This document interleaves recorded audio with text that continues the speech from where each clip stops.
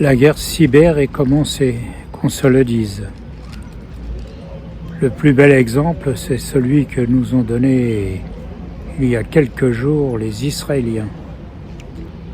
En piégeant les beepers des membres du Hezbollah, le cyber donne toutes les capacités possibles à ceux qui savent l'utiliser. Actuellement, on en est à un point où même les Libanais jettent leur téléphone portable, ayant peur qu'ils soient aussi traficotés pour exploser au bon moment. Bon, ça va peut-être calmer ceux qui se servaient de leur téléphone portable à tout va. Mais surtout, le Hezbollah n'a plus de recours quant à la possibilité d'interactivité entre eux. Qui prévenir et comment? D'autant que pour la plupart, il ne reste plus que le téléphone arabe ou le tam-tam. Eh oui,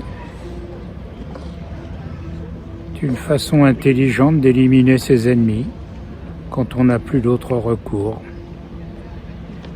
Enfin, la cyber est bien utile pour ceux qui savent s'en servir et qui ont des idées. Une fois de plus, les Israéliens ont montré qu'ils sont plus forts que tous les autres. Après avoir piégé les talkie-walkie des gens du Hezbollah assistant aux obsèques des tués de la veille, d'éliminer encore un certain nombre de ses partisans.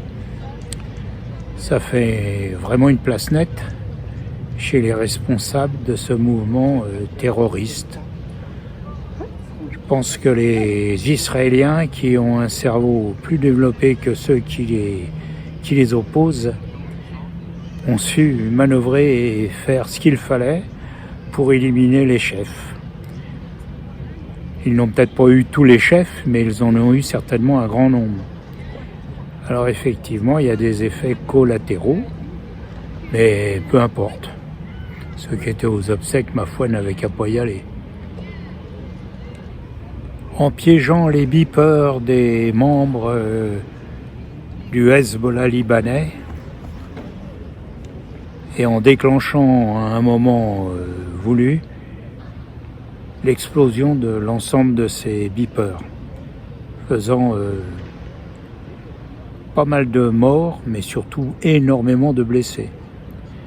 Et le lendemain, lors des funérailles, la même décision a été prise. Après avoir piégé et traficoté les talkie-walkie des responsables du Hezbollah, les Israéliens n'ont eu qu'à appuyer sur le bouton à distance pour envoyer tout ce beau monde retrouver Allah. Et pour le Hamas,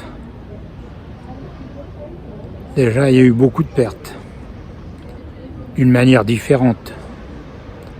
Mais enfin, quand on voit ce que les Israéliens sont capables de faire, ça laisse pantois toutes les armées occidentales et même russes et chinoises.